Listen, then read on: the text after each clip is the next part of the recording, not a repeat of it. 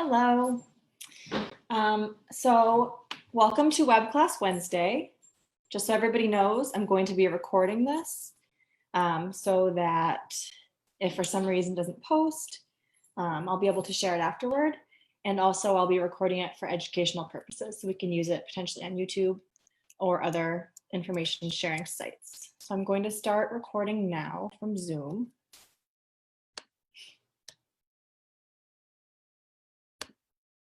And I'm also going to wait a minute to see if people can find where this is going live. I know some people were having a hard time finding it, but if you turn on your notifications for ABI, it'll pop up with a notification that I've gone live. Other than that, I believe it should be on the top of the ABI page. All right. All right, so I am Amanda Maynard. I'm a BCBA for ABI, the Applied Behavior Institute. This is our web class Wednesday on ABA tips to use for the summertime. And I have a presentation so that I'm gonna give a little visual support to my presentation. So I'm gonna go over the tips and then I will give people time to ask questions and I will answer questions. If for some reason people have questions afterward, I will be checking back to see if any comments are left on the video. So like I mentioned, this topic is ABA strategies to use for the summertime. It's going to be a quick overview. I'm not going to go too in depth on any of these topics, but feel free to ask questions. And also maybe some of these topics will be future web class Wednesdays if people have a lot of questions. So the first tip I have is to maintain the use of any visuals and schedules that your child has during the school year. I know it's been a little crazy with COVID, but I'd recommend, if you haven't yet, reach out to your child's teacher, their BCBA at school, any specialist, speech, and see what kind of classroom or visuals are in place for them at school. A lot of the time, if they use something successfully at school, it can be translated to the home. So for example, a schedule with a variety of activities. If they understand that template and know that template, you can just swap out the activities for the summer things you're going to be doing, whether it be camp, hiking, arts and crafts, whatever your family's doing. If your child's used to a template or used to a certain visual, then using that in the home increases the likelihood that they'll be receptive to it. And that same thing goes for any visuals that might be regarding their rules for safety or reminders, token boards, any behavior systems they have in place, whether it be like earning Fun Friday, earning something at the end of the day. If you can keep consistency from the school year and have it translated to summer, but keep it as consistent as you can, that is a way to help your child transition successfully to the summer. So if you haven't yet reached out to those support people, teachers, BCBA at school, home BCBA, to have them provide you copies of schedules or visuals, that would be my first tip. And a lot of this I just touched on, but keep things consistent across the day. So that might be, you're staying at home all day, keep the rules consistent. But also if you're traveling, if you're going on a day trip, a long trip, try to bring those things with you and keep things as consistent as possible. So if your child usually wakes up at 8 a.m., does their morning routine, and then X, Y, and Z, try to keep that morning piece the same, so that there's as much consistency as possible, even if you're on vacation, because I know vacations can be a tough time for a lot of kiddos. Try to keep those contingencies in place. If they're earning something at the end of the day, keep it in place on vacation. The same routines, the same rules, etc. So this is a big one, especially this summer. So due to COVID, people are going to have a lot of changes this summer. There might be camps canceled, traveling's tougher, people are choosing not to travel, people are foregoing maybe restaurants and shopping, things they might usually do. The beach is tougher without bathrooms right now, things like that. So your child might have a lot of expectations about what's going to happen this summer. They might perceive that it's going to be the same as every other summer, but that just might not be the case. So at any point that you're going to be doing something or not doing something that they would normally do, try your best to manage their expectations by previewing pretty much every part of that outing or that activity. So it's going to look like this, X, Y, and Z. Maybe a social story, previewing the activity, explain who will be there, how long they'll be there, what it'll be like as best as you can. And also let them know what their coping strategies are that are available during that activity. So say you're going, this might not be the case because it's not open right now, but for example, Six Flags or a theme park, something along those lines. You can explain, we're going to Six Flags.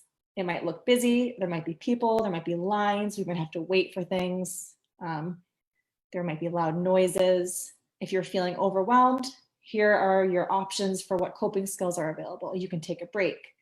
You can ask for a water. You can try to ask for shade, try to find shade. You can, I don't know, Six Flags is a tough one, but same for the beach. You can ask for shade. You can ask for an ice cream. You can ask for water. You can ask for a break. You can ask to go inside. You can ask to go in the car for a few minutes.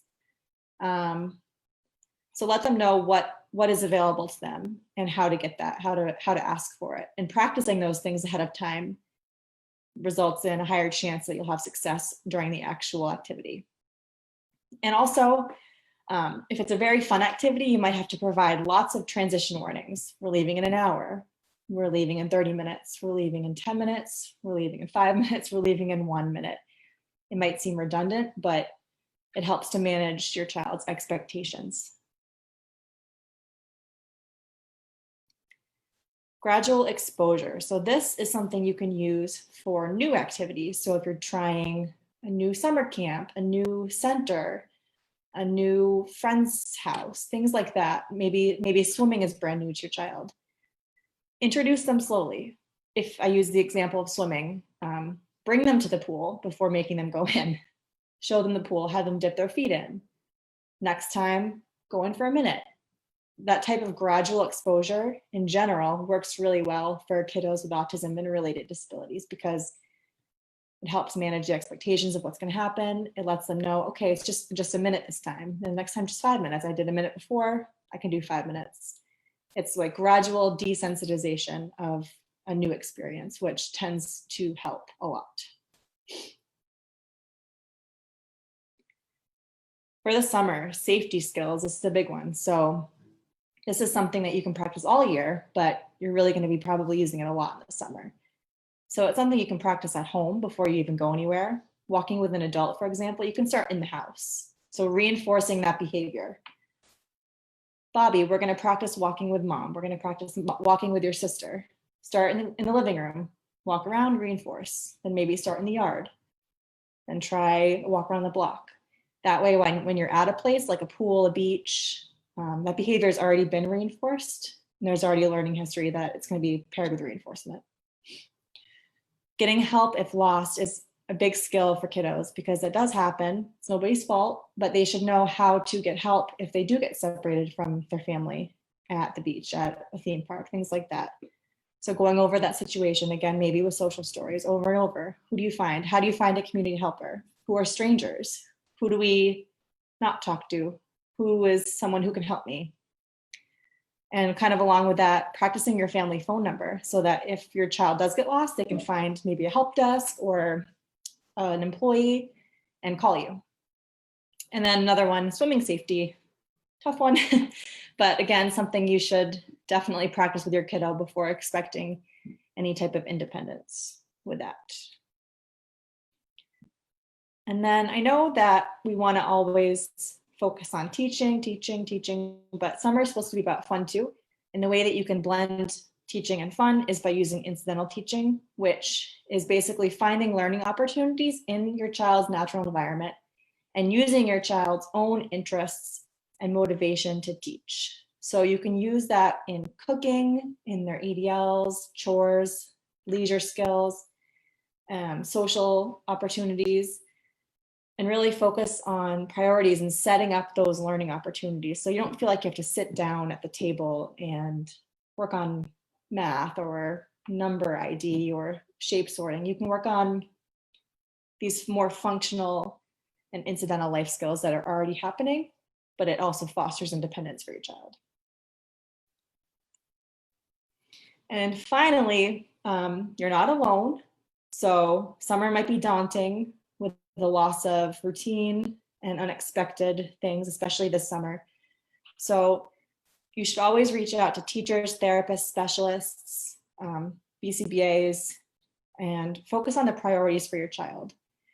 And those people should be available to help you, especially home BCBAs, because we're still working right now. So don't be shy to reach out to those people for help, maybe creating social stories, creating visuals, schedules, tips, etc.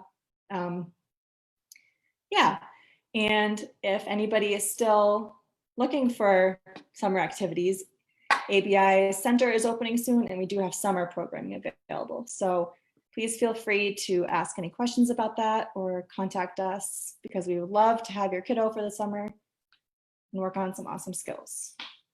I'm not sure if this actually went live. I think it did, but if not, I recorded it, so it will be there.